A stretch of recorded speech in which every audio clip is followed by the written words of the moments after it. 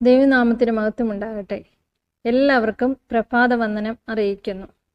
വീണ്ടും ഒരു വിശുദ്ധ ദിവസത്തിൻ്റെ ഒരുക്ക ദിവസം കൂടെ കാണുവാൻ കർത്താവ് നമ്മെ സഹായിച്ചതോർത്ത് ഞാൻ ദൈവത്തെ വാഴ്ത്തി സ്തുതിക്കുന്നു. നമ്മുടെ ഓരോ പ്രഭാതങ്ങളും ദൈവം നമുക്ക് തന്നിരിക്കുന്ന ദാനമാണ്. സർവത്തിൻ്റെ ഉടമസ്ഥനായ കർത്താവിനെ സ്തുതിച്ചുകൊണ്ട് ഈ നല്ല പ്രഭാതം നമുക്ക് ആരംഭിക്കാം. ഇന്നത്തെ പ്രഭാതം എന്നയുടെ ചിന്താവിഷയം അനുസരണത്തിൻ്റെ അനുഗ്രഹം എന്നുള്ളതാണ്. ചിന്തയ്ക്ക് ആധാരമായി തിരഞ്ഞെടുത്തിരിക്കുന്ന വേദഭാഗം പുറപ്പാട് പുസ്തകം 24 അധ്യായം അതിൻ്റെ 7-ാമത്തെ വാക്യം. പുറപ്പാട് 24:7. അവൻ നിയമപുസ്തകം എടുത്തു ജനം കേൾക്കെ വായിച്ചു.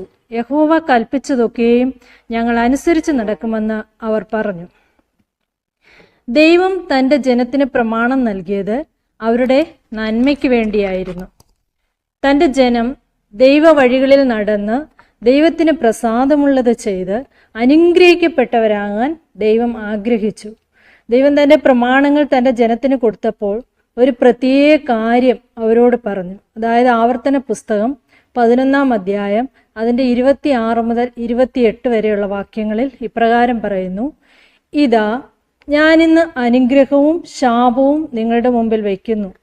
ഇന്ന് ഞാൻ നിങ്ങളോട് ആജ്ഞാപിക്കുന്ന നിങ്ങളുടെ ദൈവമായ യഹോവയുടെ കൽപ്പനകൾ നിങ്ങൾ അനുസരിക്കുന്നുവെങ്കിൽ അനുഗ്രഹവും, നിങ്ങളുടെ ദൈവമായ യഹോവയുടെ കൽപ്പനകൾ അനുസരിക്കാതെ ഇന്ന് ഞാൻ നിങ്ങളോട് കൽപ്പിക്കുന്ന വഴിയെ വിട്ടുമാറി നിങ്ങൾ അറിഞ്ഞിട്ടില്ലാത്ത അന്യദൈവങ്ങളുടെ പിന്നാലെ ചെല്ലുന്നുവെങ്കിൽ ശാപവും വരും.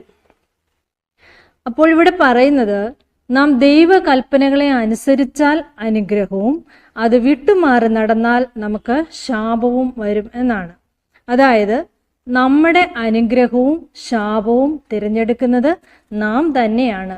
തിരുവചനത്തിലുടനീളം ദൈവം തൻ്റെ ജനത്തിന് വാഗ്ദത്തം ചെയ്തിട്ടുള്ള ധാരാളം അനുഗ്രഹങ്ങളെപ്പറ്റി രേഖപ്പെടുത്തിയിട്ടുണ്ട്. ആവർത്തന പുസ്തകം അതിൻ്റെ 28 അധ്യായത്തിൽ ദൈവം തൻ്റെ ജനത്തിന് നൽകുന്ന അനുഗ്രഹങ്ങളുടെ ഒരു വലിയ പട്ടിക തന്നെ നമുക്കവിടെ കാണുവാൻ സാധിക്കും. ആവർത്തനം 28:1 മുതൽ 13 വരെയുള്ള വാക്യങ്ങളിൽ ദൈവം തന്നെ ജനത്തിന് ഒരു വലിയ അനുഗ്രഹമാണ് അവിടെ പറയുന്നത്. പക്ഷേ ആ അനുഗ്രഹമെല്ലാം ദൈവം നൽകുന്നത് ആർക്കാണ്? നമ്മളതിൻ്റെ 1-ാം വാക്യം, ആവർത്തന പുസ്തകം 28 അധ്യായത്തിൻ്റെ 1-ാം വാക്യം വായിക്കുമ്പോൾ അത് അനുസരിക്കുന്ന മക്കൾക്കാണ് ദൈവം അവിടെ അനുഗ്രഹങ്ങൾ, താഴോട്ടുള്ള അനുഗ്രഹങ്ങളെല്ലാം നൽകുന്നത്. അതിൻ്റെ ആവർത്തന പുസ്തകം 28 അധ്യായം അതിൻ്റെ 1-ാം വാക്യത്തിൽ പറയുന്നു: നിന്റെ ദൈവമായ യഹോവയുടെ വാക്ക് നീ ശ്രദ്ധയോടെ കേട്ട് ഞാനിന്ന് നിന്നോട് ആജ്ഞാപിക്കുന്ന അവൻ്റെ സകല കൽപ്പനകളും പ്രമാണിച്ചു നടന്നാൽ നിന്റെ ദൈവമായ യഹോവ നിന്നെ ഭൂമിയിലുള്ള സർവ്വജാതികൾക്കും മീതെ ഉന്നതമാക്കും. അതായത് നാം ദൈവകൽപ്പനകൾ ശ്രദ്ധയോടെ കേട്ട് അനുസരിച്ചാൽ മാത്രമേ ഈ അനുഗ്രഹങ്ങളെല്ലാം നമുക്ക് ലഭിക്കുകയുള്ളൂ. പ്രിയമുള്ളവരെ, എല്ലാ അനുഗ്രഹത്തിൻ്റെ അടിസ്ഥാനം അനുസരണമാണ്.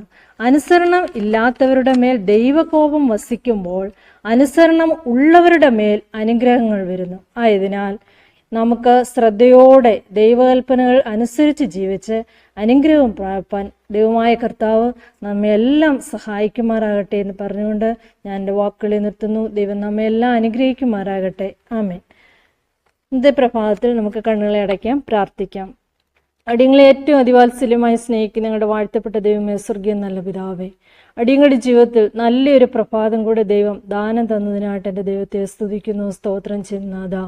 സന്തോഷത്തോടും സമാധാനത്തോടും പ്രത്യാശയോടും കർത്താവെ ദൈവീക നന്മകളെ പ്രാപിച്ച് ദൈവത്തിൻ്റെ അനുഗ്രഹങ്ങളെ പ്രാപിച്ച് ദൈവത്തിൻ്റെ നല്ല സാക്ഷികളായി ജീവിപ്പാൻ ദൈവം സഹായിക്കണമേ. ഇന്ന് പകൽക്കാലം ആവർത്തന പുസ്തകം 28 അധ്യായം 1 മുതൽ 13 വരെയുള്ള വാക്യങ്ങൾ പറയുന്ന എല്ലാ അനുഗ്രഹങ്ങളും അടിയർക്ക് ലഭിക്കണമെങ്കിൽ അതിൻ്റെ 1-ാം വാക്യം അനുസരിച്ച് ദൈവകൽപ്പനകളെ അനുസരിച്ച് ദൈവത്തിൻ്റെ വഴികളിൽ തന്നെ നടന്ന് ദൈവീക അനുഗ്രഹങ്ങളെ പ്രാപിപ്പാൻ നീ അടിയങ്ങളെല്ലാം സഹായിക്കുക, അനുഗ്രഹിക്കുകയും ചെയ്യണമെന്ന് പ്രാർത്ഥിക്കുന്നു. പിതാവേ, എല്ലാ പ്രിയപ്പെട്ടവരെയും ദൈവകാര്യങ്ങൾ ഏൽപ്പിക്കുന്നു. ഞങ്ങളുടെ രോഗികളായി ഭാരപ്പെടുന്ന മക്കൾക്കായി പ്രാർത്ഥിക്കുന്നു. ദൈവം അവർക്കൊക്കെയും സൗഖ്യവും വിടുതലും ആശ്വാസവും കൊടുത്ത ഓരോ മക്കളുടെ ആവശ്യങ്ങളെ അറിഞ്ഞ് മാനിച്ച് അനുഗ്രഹത്തോടെ നടത്തണമെന്ന് പ്രാർത്ഥിക്കുന്നു. പിതാവേ, ഓരോ നിമിഷവും അടിയങ്ങൾക്ക് ദൈവം തരുന്ന ഒരു നല്ല ദാനമാണെന്ന് ഓർത്തുകൊണ്ട് ദൈവത്തിൻ്റെ വഴികളിൽ ജീവിപ്പാൻ അടിയങ്ങളെല്ലാവരെയും സഹായിക്കണം. പ്രാർത്ഥന ഞാനും കേട്ടതിനായ സ്തോത്രം. സകലവും ദൈവം നീ കേൾക്കണം നല്ല പിതാവേ. ആമേൻ.